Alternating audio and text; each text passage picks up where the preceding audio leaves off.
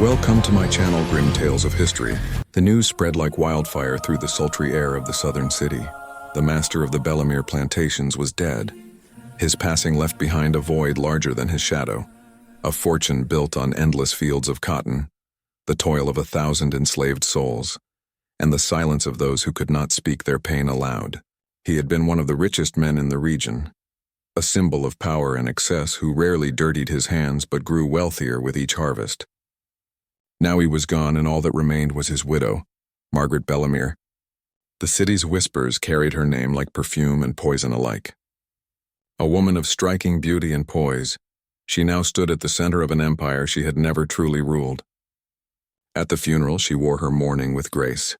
Black veil, gloved hands, lips trembling with the perfect amount of grief. But behind that veil, something else was stirring. Something quiet and dangerous.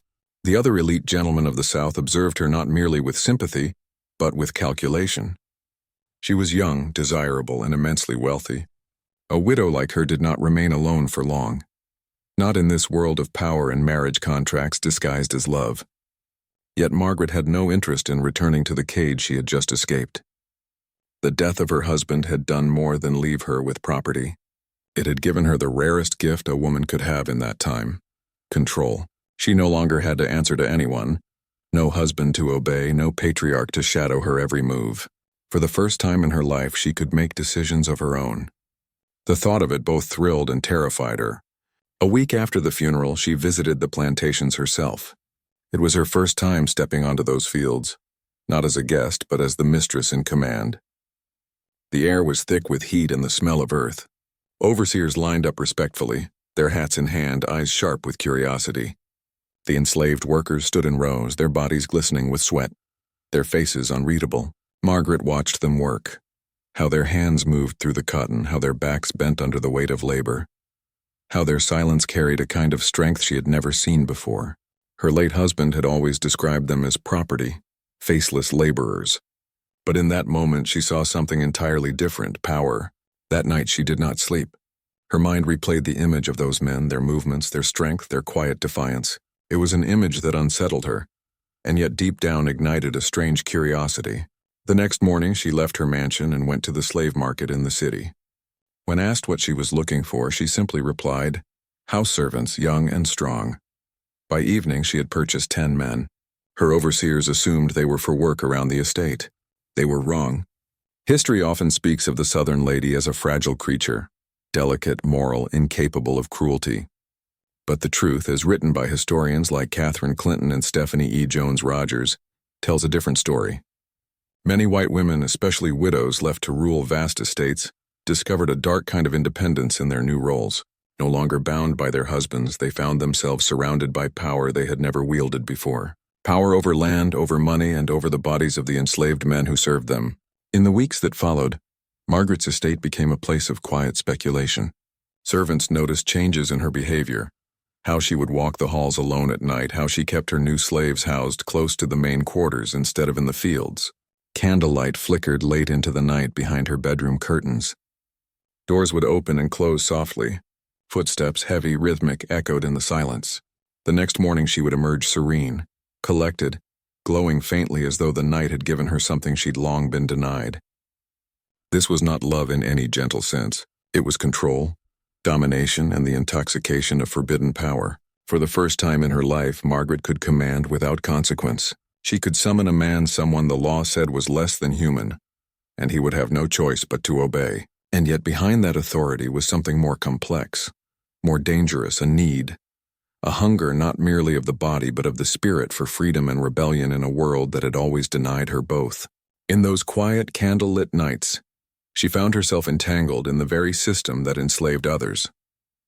Every act of intimacy was laced with the cruelty of imbalance. The men she summoned could not refuse her. To resist her wishes was to risk punishment or worse. Their strength, which she admired, only emphasized her own dominance. She mistook control for affection, command for closeness. The thrill of power became her secret escape from the loneliness of widowhood. And in that shadowed space, desire twisted itself into something unrecognizable. But forbidden things never remained buried for long. The whispers began small. Servants gossiping under their breath, overseers exchanging knowing looks. Neighbors noticed how often she dismissed her staff, how often she traveled alone to the quarters. They began to wonder what really happened behind those tall white columns of her mansion when the night swallowed the fields. Southern society was built upon silence, but silence is fragile when weighed down with sin. Margaret was not the only widow whose grief had turned into something darker. Across the South, women in her position, newly free, newly powerful, walked the same narrow line between loneliness and desire. Historians like Elizabeth Fox Genovese later described it as the paradox of the Southern mistress, a woman oppressed by patriarchy, yet complicit in the oppression of others. Margaret's story was not unique. It was simply one of the few that dared to be imagined. By day she maintained the appearance of the perfect Southern lady, polite, refined, charitable. But when night fell, her world changed. Behind the heavy drapes and locked doors, she became something the world would never forgive if it knew. A woman who used her power to cross every line drawn by her society. She felt both liberated and cursed by her desires. What she took in secret became her own form of rebellion, yet it chained her to guilt she could not name. In the mirror she saw the contradiction of her existence, the delicate face of a widow, the eyes of a ruler, and the shadow of a sinner. She was both master and prisoner, powerful and powerless at once. Every night she tried to command her own freedom through the domination of another. And every morning she awoke to the reminder that she lived in a world built on cruelty, silence, and lies. History would later forget her name, as it forgot the names of so many women like her. The record spoke of their estates, their wealth, their mourning, but not of the secrets that pulsed beneath those plantation walls. Yet those secrets remain, whispered through time, buried beneath the sugar fields and cotton rows, where power and desire once met under the cover of darkness. When a widow like Margaret inherited a plantation, she also inherited a world built on secrets. The fields whispered of pain. The walls held stories that could never be told. To live among them was to breathe in both luxury and rot, to understand that beneath the white columns and polished floors, every breath of air carried the scent of control. For women like her, freedom was not clean. It was soaked in contradiction. She had escaped the rule of one man only to discover a darker rule within herself. The South called it refinement. History would later call it power without mercy. The city's gossip continued to circle her estate like vultures. Neighbors wondered why she had not remarried. Suitors came and went, men of influence who offered protection, companionship, and the promise of restoring her to the proper place a woman was meant to hold. But she refused them all with quiet grace, claiming she wished to remain devoted to her late husband's memory. In truth, she had no desire to belong to another man. She had found her own form of dominion. She was mistress now, not just of the land, but of everything within its borders. Yet within that dominion she felt a strange divide. A hunger and a guilt intertwined so deeply that they became indistinguishable. At night, the air inside her chamber was heavy with the ghosts of her own choices. She had turned her loneliness into command, her grief into possession. The same walls that once confined her as a wife now concealed her as something else entirely. There was no husband to interrupt her, no patriarch to condemn her. The only witnesses to her secret world were the very men she ruled. Historians like Stephanie E. Jones Rogers and Catherine Clinton later unearthed evidence of this hidden hierarchy of white women, who after the deaths of their husbands took over plantations and began to blur the line between ownership and obsession. They found letters, records, testimonies, fragments of a truth too scandalous to be written openly. These widows were expected to uphold purity, to preserve the illusion of moral superiority that white womanhood represented in the slave-holding South. But beneath that image, behind closed doors, they acted out the very impulses their society denied them. Margaret's encounters became a ritual of control. She learned to move through the nights like a ghost, her steps measured, her commands soft but absolute. The men she summoned knew the rules. Speak little, obey always. The air in her chambers was thick with unspoken fear. Yet to the world outside she remained the perfect example of Southern virtue. She hosted gatherings for church women, donated to orphan funds, wrote letters about faith and grief. It was the performance of innocence, and she played it flawlessly. But in the dark, the masks fell away. Their strippy. Their hands too were stained, not only with the blood of those they owned, but with the darker sins that could not be confessed. The legacy of the plantation mistress was rewritten to preserve the illusion of innocence. But beneath every history rewritten by victors lies the truth whispered by the oppressed. Margaret's story, like many others, was never written in the ledgers or family records. It survived only in the shadows of memory, in the knowing eyes of those who once served her, in the uneasy hush that fell whenever her name was mentioned. She died as she lived, in silence, surrounded by wealth that could no longer buy her peace, and when her estate was finally sold, no one spoke of what had happened behind those doors. The house was repainted, the walls repaired, the past buried beneath layers of whitewash, both literal and moral. But history has a way of remembering what people try to forget. Beneath the romance of the antebellum South lies the truth of its women. Women who ruled in silence, who wielded desire as a weapon, who found in the suffering of others a reflection of their own fractured freedom.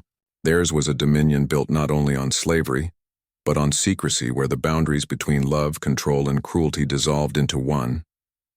In the end, the story of Margaret Bellemere is not just one woman's fall. It is the story of an era of a civilization that dressed its sins in lace and called them virtue, that taught its daughters to weep in public and to sin in private, that built its wealth on silence and its morality on lies. And though centuries have passed, the echo of that silence still lingers, haunting the soil where the cotton once grew, whispering of the forbidden domain that history tried and failed to erase. The past does not die. It lingers in the soil, in the ruins of old plantation houses, in the bloodlines of those who survived. What happened in the shadows of the South was not only the story of slavery, it was the story of power, of forbidden hunger, of human desire twisted by dominance. Men were chained by iron, women were chained by expectation, and sometimes when both tried to break free, their rebellion took forms too dark for history to admit. For every widow like Margaret, there were countless others, unwritten, unnamed, who ruled their silent kingdoms with trembling hands. They lived behind masks of mourning, moving through candle-lit halls where the only witnesses to their sins were the walls themselves. Time buried their confessions, and history painted them as saints. But the truth cannot be buried forever. It breathes in the forgotten records in the pages of Catherine Clinton and Stephanie E. Jones Rogers, in the memories that refuse to fade. The plantations are gone now. Their fields have turned to dust, their mansions to relics, but the silence remains. The same silence that kept so many voices unheard, so many truths untold. And when you listen closely to the wind that passes through the South, it still carries the echo of those who had no choice, and of those who thought themselves free but were prisoners all the same. If you believe that stories like these deserve to be told, the stories that history tried to hide, help us bring them back to light. Support us by subscribing, liking, and sharing. Each voice, each memory, each truth brings us closer to understanding what really lived behind the illusion of the Old South. Because history isn't just what's written in books. It's what was buried in silence.